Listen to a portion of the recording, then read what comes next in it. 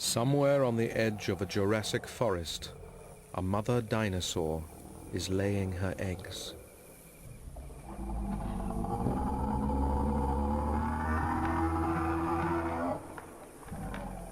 She is a 25-ton Diplodocus.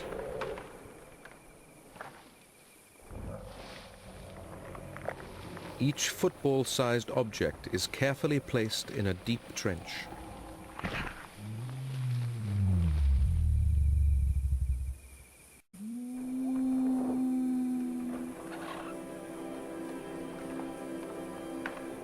Tenderly she buries her clutch and then abandons them to their fate. Out on the fern plains, the rest of her gigantic herd grazes. She is one of a great family of dinosaurs called the sauropods that dominate this period in Earth's history. They are the largest animals that will ever walk the planet.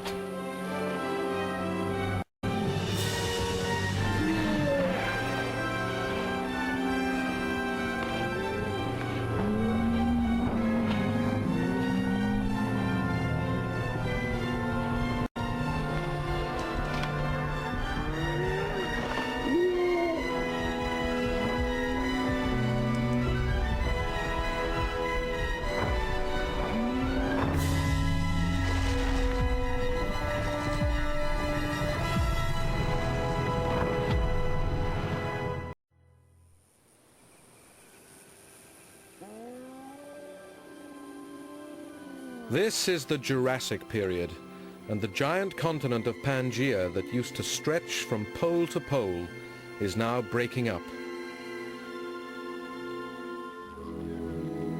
It is much wetter than the earlier Triassic period, and where there were once deserts, there are now vast forests of conifer trees.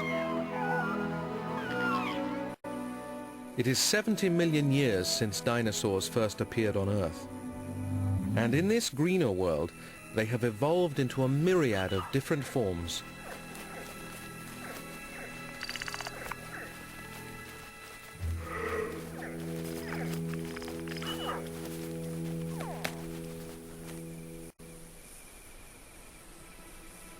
Three months ago, a mother Diplodocus laid 100 eggs in this clearing on the edge of the forest.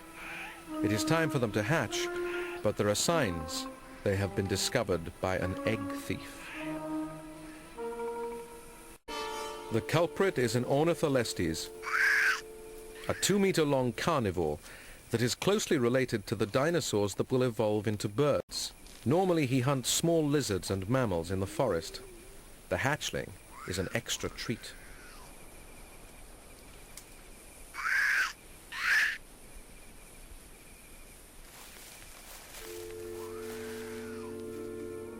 Only 10 meters away from the carnivore, the forest floor moves.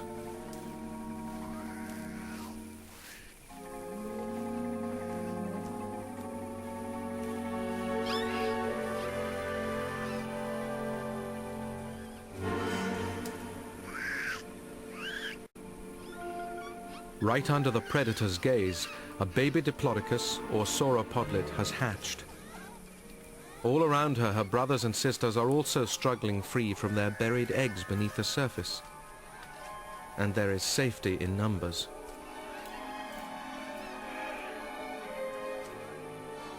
The Ornitholestes is too busy eating to start chasing more sauropodlets. He has had his fill. A little female rests for an instant. And then, along with the other survivors, heads for the deep forest as fast as her legs can carry her.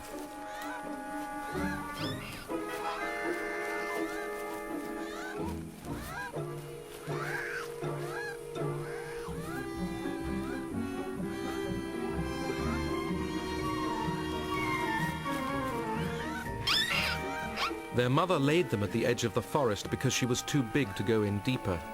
But the little sauropodlets have to. They need the cover of the deep forest. For the next few months, their only chance for survival is to remain hidden from predators amongst the vegetation.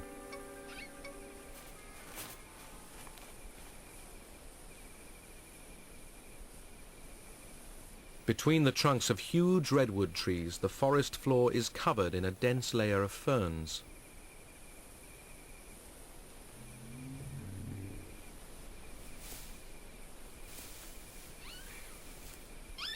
Beneath these, the sauropodlets immediately start their lifelong obsession with eating.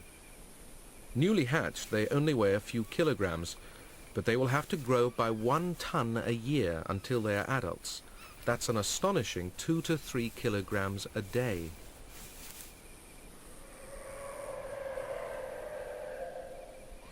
However, the forest is not a perfect sanctuary.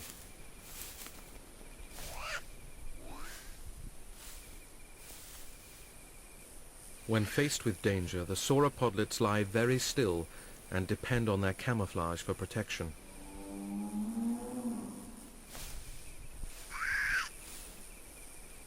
It may have worked this time, but all too often the sharp-eyed predator gets his meal.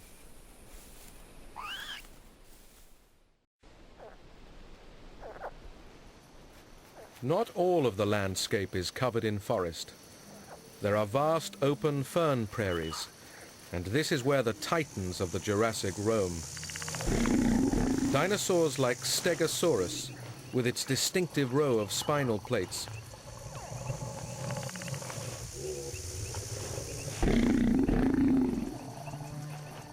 these prairies are kept clear of trees by the constant grazing of such giant herbivores, and none have a larger impact on this environment than the biggest dinosaurs of all, the sauropods.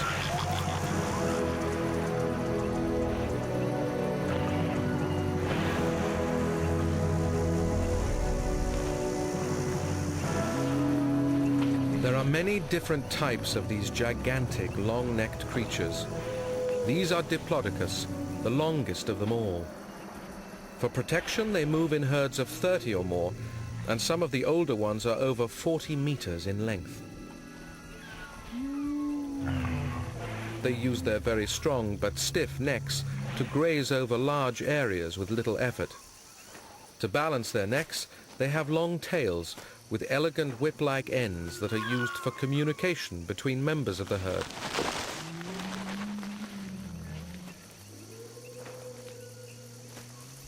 Such a huge herd on the move attracts an array of smaller animals.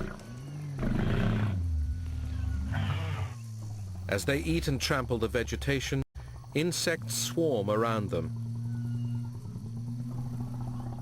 And insect hunters, like these damselflies, use the dinosaurs as gigantic feeding platforms. There is even a tiny flying reptile or pterosaur called Anurognathus that specializes in life amongst these giants. These pterosaurs feed on insects and spend their entire lives hanging on to the Diplodocus.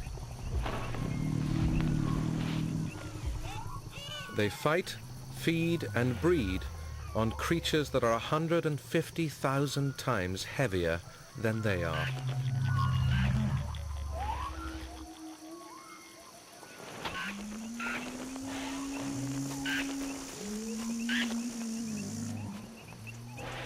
Each Diplodocus drops over a ton of dung on the prairie every day. This attracts yet more insects, especially the dung beetles. Millions of years from now, the descendants of these beetles will clear elephant dung off the African grasslands. But their peculiar lifestyle started here in the Jurassic with the dinosaurs.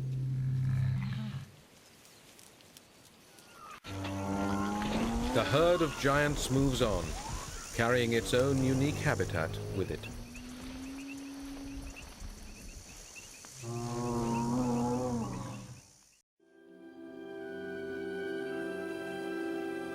After a night of rain, the redwoods steam in the tropical morning temperatures, and a dinosaur's dawn chorus fills the air. A year has passed since the sauropodlets fled into the denser part of the forest, and deep in a canyon, the little female grazes. She is already over 3 meters long, She feeds with other yearlings that stick together in a creche for safety. They are here because the walls of the canyon drip with moisture, creating a thick layer of moss and fern. But the canyon runs down to the prairie, and all this greenery attracts larger dinosaurs.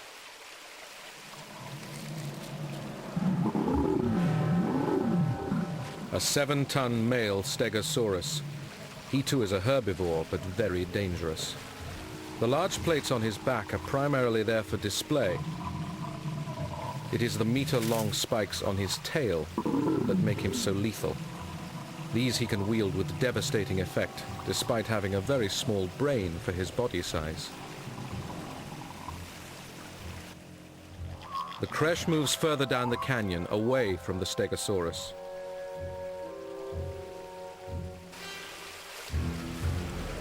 But 2 Allosaurus have also been drawn here by the smell of prey.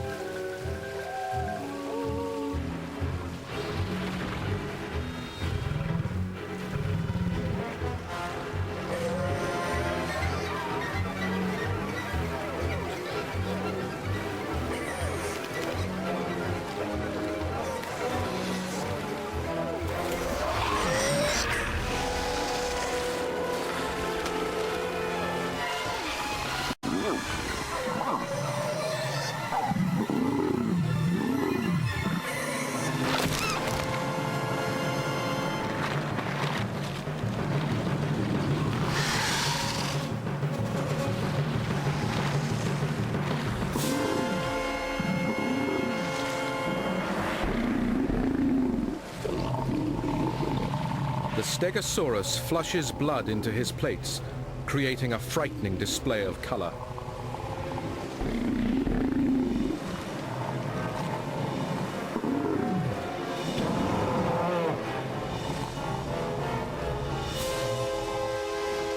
Confused and intimidated by the herbivore's display, the Allosaurus backs down.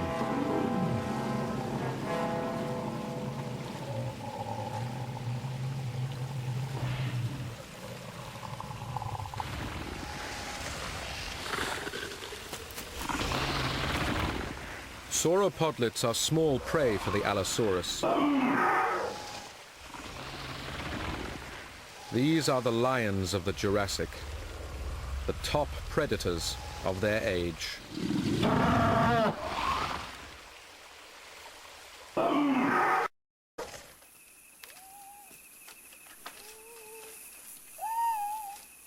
The creche once again seek the sanctuary of the ferns, even though, weighing half a ton now, they are not as well hidden as they used to be.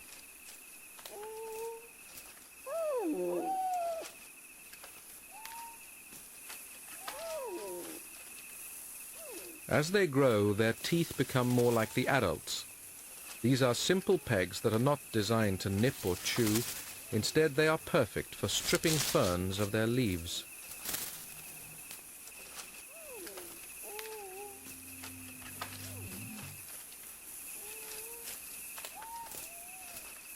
Nearby, the vast skeleton of an adult Diplodocus lies where it fell. Such huge weight-bearing bones are too large for any forest creature to remove. The female sauropodlet can have little idea that in 10 years she will be almost as large as this. But the creche realize they are too near the edge of the forest and retreat into its green depths.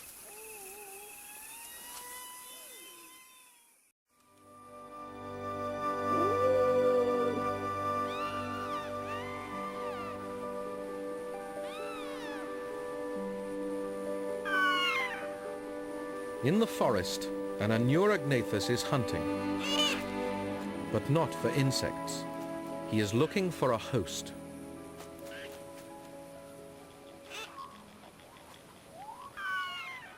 He finds it in an immature Diplodocus. This is the female sauropodlet that hatched 5 years ago. She is now 12 meters long and weighs over 5 tons.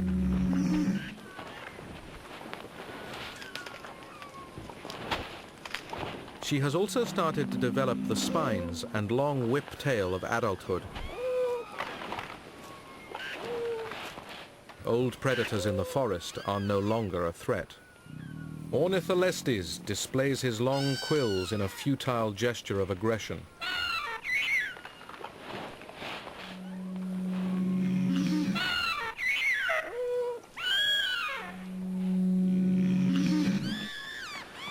The Diplodocus have remained in a creche, but they are starting to get too large for the forest. There is not enough food, and the trees increasingly restrict their movement. Soon they will have to leave and join an adult herd on the plains. There is more room down by the banks of a river that runs through the forest. But nature is about to take charge of these dinosaurs' future.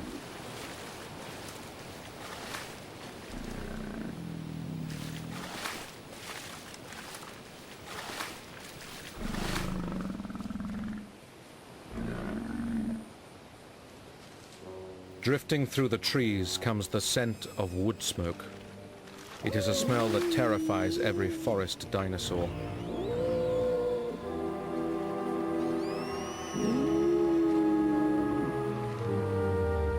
There is a huge forest fire to the south. The Diplodocus start to flee, but to support their weight they always need 3 legs on the ground. So, despite the danger, they can only manage to amble.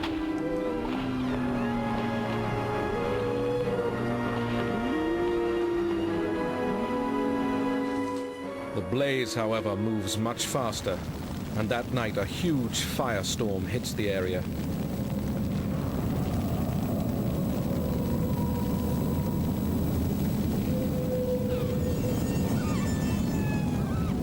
Above the sound of the blaze come the panicked cries of trapped dinosaurs. These Jurassic fires are rare, but can be devastating.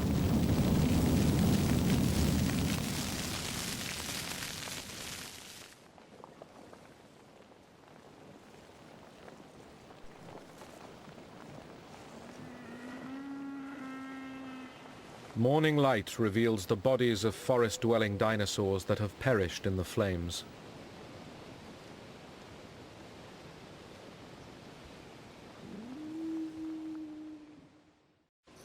Only 3 members of the creche have survived, and they have been driven out onto the open prairies. This is exposed territory for the youngsters. They are still not large enough to repel an attack from an adult Allosaurus.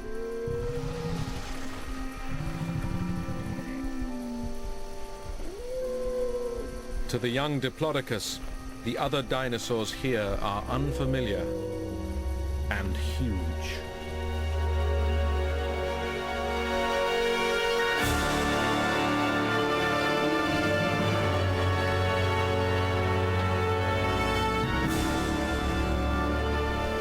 This is Brachiosaurus, a 13-meter-high sauropod that specializes in grazing on the treetops. His kind can effortlessly harvest cones and fresh leaves no other dinosaur can reach, and they have grown enormous on it. These adults weigh over 70 tons, making them the largest land animals that have ever existed. The juvenile Diplodocus do not have the same size advantages and urgently need the protection of an adult herd.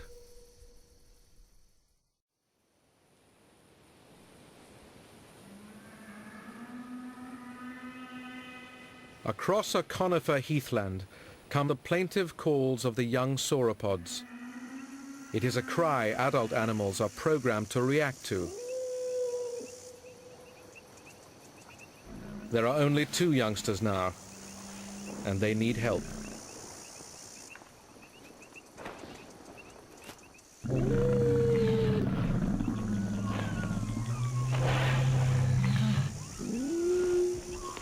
A herd of gigantic adults responds to their calls.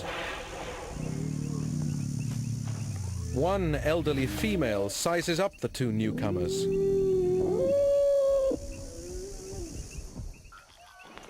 She accepts them. They fall into line behind an adult, safe at last.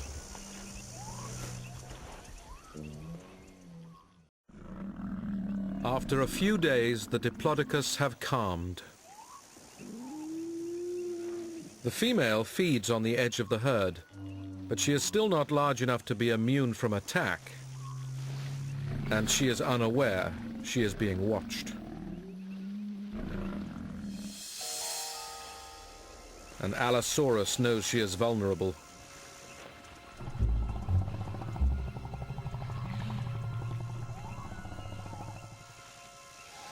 The predators wait for her to become distanced from the herd.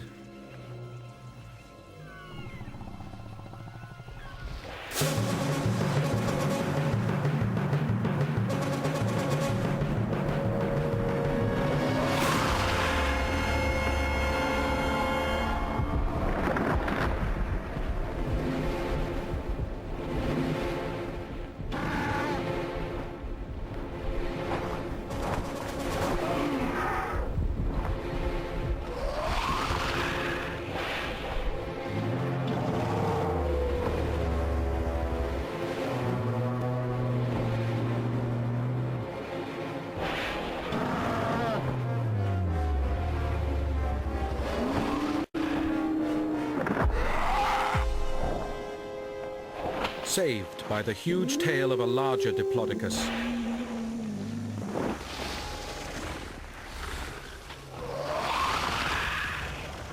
She rejoins the herd with deep wounds on her side, but she will recover. Diplodocus can live for 100 years, and above a certain size, they have no natural predators. Sauropods dominate the late Jurassic, and it will be millions of years before new dinosaur herbivores evolve to replace them. With their passing, life will never again be this large